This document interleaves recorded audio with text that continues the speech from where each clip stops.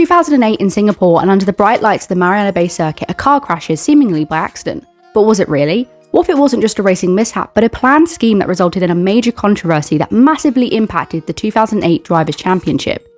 This scandal changed lives, ended careers, and left fans wondering, was the entire 2008 championship compromised?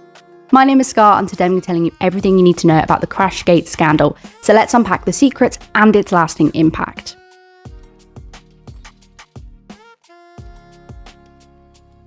Before we get into exactly what happened, I just wanted to provide some background information on Renault and the WDC heading into that Singapore race.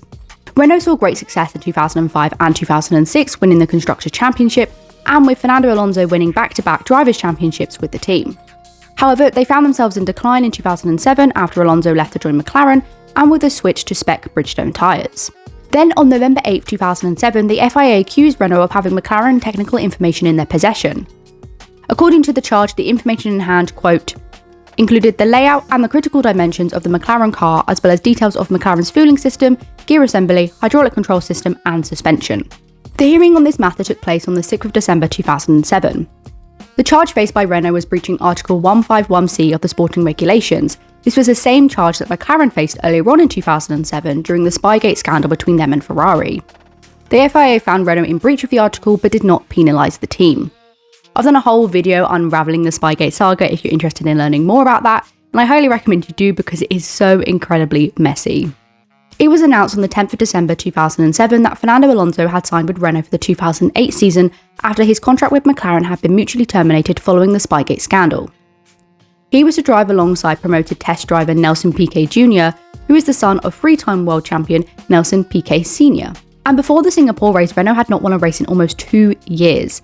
The last time they won a Grand Prix was on the 8th of October 2006, which was the Japanese Grand Prix, and it was said that they were close to quitting the sport. This was going to be Singapore's first ever F1 race and also F1's first ever night race. It was race 15 out of 18 of that season, and heading into the weekend, McLaren's Lewis Hamilton led Ferrari's Felipe Massa by 1 point in the Drivers' Championship. Ferrari were topping the Constructors' Championship with 134 points compared to McLaren's 129. In regards to Renault, they were tied 4th in the Constructors' Championship with Toyota, and their drivers Alonso and Piquet were 7th and 12th in the drivers' standings. This is important to focus on as the Singapore race and incident had dramatic consequences on the standings and who went on to claim the title. So let's unpack exactly what happened.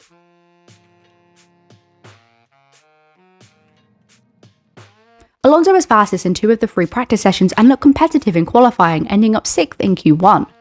However, a fuel hose problem in Q2 relegated him to 15th on the grid, only 1 place ahead of his teammate Piquet. It seemed like the Renault drivers would not stand much of a chance on the tight and narrow Singapore streets, or at least that's what people assumed. On lap 12 of the race, Alonso made a quick pit stop for fuel and tyres. It is important to note here that given his midfield grid position, it made little sense for Renault to have given him a low fuel level at the start of the race. And as a result of this pit stop, the Renault driver found himself at the back. But then Alonso's situation took a dramatic positive turn when his teammate crashed into the wall at turn 17 on lap 14, which brought out the safety car and closed the pit lane. In what may appear as a simple odd mistake, then came under suspicion because of the corner's low speed, which made crashing there unlikely. What made it even more unlikely was not only doing it once, but twice in the same afternoon, as Piquet had spun out in the same spot only 20 minutes earlier during the warm-up lap. This, in combination with Alonso's strange strategy, rightly raised eyebrows. Most of the grid pitted and Alonso found himself 5th. Once the dust had finally settled, he was then leading the race. Some of the drivers lost more than a position to the Spaniard after they were given stop-and-go penalties as their fueling levels were too low, which forced them to stop when the pit lane was closed. However, it was far worse for race leader Felipe Massa. After the safety car period had ended, Ferrari called in both its drivers into the pits. In the rush to release Massa before his teammate Kimi Raikkonen, they gave him the green light too soon. The fuel hose had not been properly removed, and as Massa sped off, he yanked out the pump and dragged it down the pit lane. The crew quickly scrambled to fix the mistake, but by the time the issue was resolved, the title contender had rejoined the race in last place. Felipe Massa also received a time penalty for unsafe release, but would eventually finish pointless in 13th, whilst Alonso maintained his lead until the checkered flag, capturing his 20th career victory, followed by Rosberg in 2nd and Hamilton in 3rd. This stretched Hamilton's gap in the driver's standings to 7 points. Piquet Jr. later called his strange crash a simple error. However, this simple error resulted in Felipe Massa losing the Drivers' Championship to Lewis Hamilton. Ahead of the final race in Brazil, Hamilton was 7 points ahead in the championship. Had Massa won in Singapore and Hamilton finished 3rd, the McLaren driver would have only had a 3-point advantage. This would have meant that he would have lost the Drivers' Championship by 3 points instead of winning it by 1 on a dramatic final lap when he passed Timo Glock to claim 5th place. Obviously, it's important to note that it's not certain that Felipe Massa would have won Singapore had the race run normal. However, even finishing on the podium would have been enough to make a difference at the end of the season. Whilst at the time some people raised the idea of foul play, only a few inside the team knew that it was no accident. So what actually happened?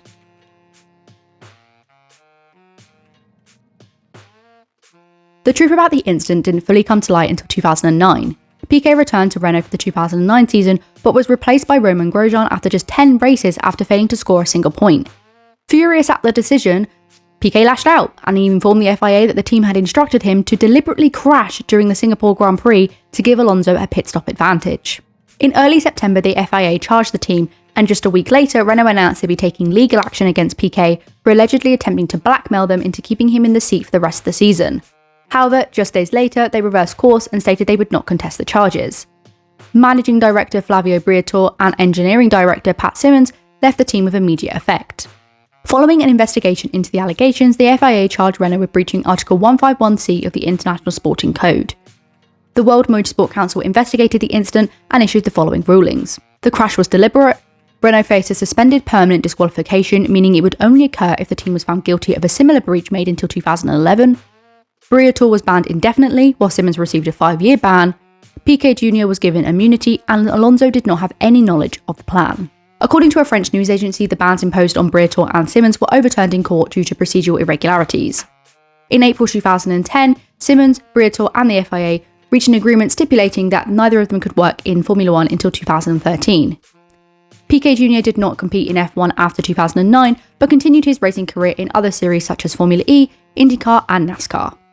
By the time these revelations surfaced, Lewis Hamilton had already been awarded the championship, a decision that could not be reversed under F1's regulations. Had the sports governing bodies known about the events at the time, the Singapore Grand Prix would likely have been cancelled, handing Felipe Massa the title instead. But did people know? And if so, who did? The revelation that Nelson Piquet Jr. deliberately crashed during the 2008 Singapore Grand Prix was first disclosed to race director Charlie Whiting during that year's Brazilian Grand Prix as the championship battle between Massa and Hamilton unfolded. As Whiting, who passed away in 2019, explained, quote, "There were a few conspiracy theories after the race, but nothing of any great substance. But it was in Brazil and I was talking to Nelson Piquet Sr. I was his mechanic for a number of years and we remained good friends. He came to see me in my office and we were having a chat, and then all of a sudden he shut the door. He held his foot against the door so no one could come in, and then told me about what happened in Singapore. It was aimed at Flavio Briatore because basically the essence of what he was saying was that Flavio made my boy crash. I said, wow, this is pretty serious stuff. I don't know who else he had told, but he just said keep it to yourself. In doing that, he would have known that I would tell Max." Whiting's versions of events were backed up by Piquet Sr. himself at the time, who had confirmed to investigators in 2009 when he had been first informed Whiting. Quote, "In Brazil, I talked to Charlie. I got him and I said, look, what could happen to Nelson if I bring this up? And I was afraid to screw up the career of Nelson." Now I just want to add here that Nelson Piquet Sr. allegedly didn't find out about the incident himself until a week after the Singapore race when his son called him. Quote, "When Nelson called me, I asked him what happened when he shunted the car. He said it was all programmed and he had been told to do it. I was quite shocked. How could you do something like that? I asked him. He said, look, you should know what the pressure is like here. They told me that if I wanted to be part of the team, I had to do what they want." Although Whiting informed Max Mosley of Piquet's account, the FIA initially refrained from launching a formal investigation. Reflecting on this decision, Mosley, a former barrister, explained that despite Piquet Sr.'s claims, the FIA lacked concrete evidence to support the allegations that Piquet had been instructed to deliberately crash. Quote, "This confirmed what I suspected, and it also confirmed what a lot of other people suspected. But of course, I said nothing to anyone. There was no evidence." Then, Nelson Jr. was fired by the team. Nelson Sr. came to see me in Monaco and told me the story. I didn't say I already knew this, I just said that this is terrible. Mosley explained that it was then that he recruited senior investigators to interview Piquet Jr. for a formal statement on what happened. But even with that, he felt that there was not enough to launch action. Quote, "We had the statement, the signed statement from him. But of course, that wasn't nearly enough because I knew that even if I produced this statement with the whole story and Nelson Jr. gave evidence, the defense would be, we just fired him. He's just being spiteful. He's just trying to cause trouble." Mosley said that it was only after the FIA sent lawyers and investigators to the 2009 Belgian Grand Prix to interview representatives of the Renault team that they finally had enough to work on. Quote, They were smuggled into the paddock because I knew that nobody had to know, not even Bernie, that they were there, because if Flavio found out, he could have shut the whole thing down. While those Spa interviews eventually convinced the FIA to take it to the World Motorsport Council, they also offered early insight into how much Alonso knew. Quote, "The first person they summoned was Alonso, and he denied all knowledge of what had happened. A lot of people probably think that Alonso knew, but it's interesting that the chief superintendent, who had enormous experience at interrogating people, he told me he was convinced Alonso was telling the truth, so that was fine. But then the next one they summoned was Pat Simmons, because he was one of the 4 people who had been involved. And Pat, of course, is a completely honest person, so when he was asked the obvious question, he said, I can't answer that. Of course, the minute he said that was as good as a confession. So then we summoned Flavio in front of the World Council, and the rest is sort of history. They were banned and so on." While it's evident the FIA wanted to ensure it had sufficient evidence before taking action, the pressing question for Felipe Massa is whether the governing body of motor racing could have acted more swiftly when it first learned of the incident. Then in March 2023, Bernie Ecclestone was quoted in a story by F1Insider.com saying he and Mosley, quote, "were informed during the 2008 season what happened in the race in Singapore."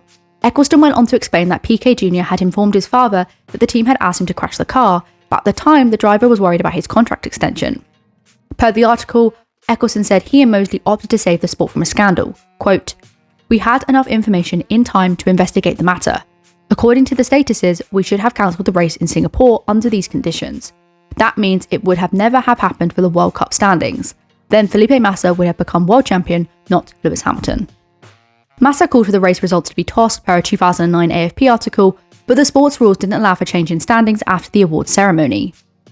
In a recent call with Reuters, Ecclestone explained that he doesn't remember the quote or giving an interview.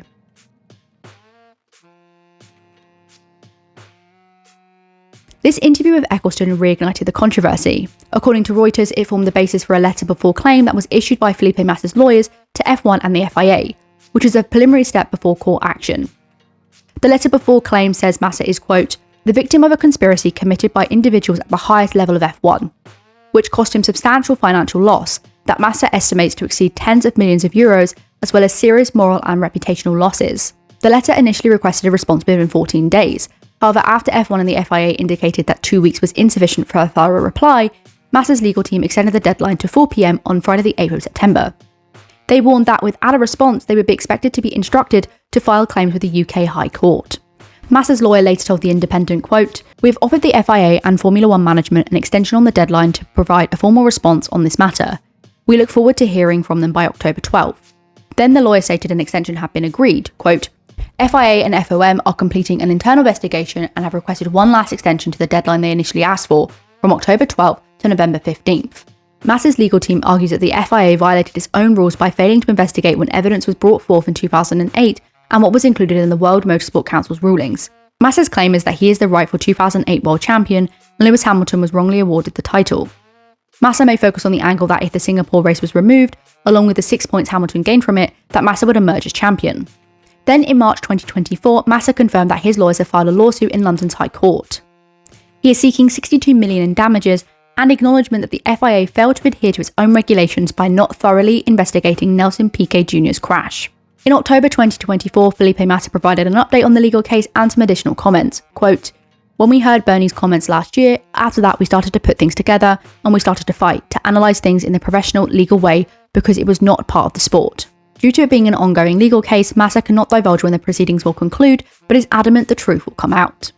That about wraps up our look into the 2008 Crashgate scandal, one of the most shocking controversies in motorsport history.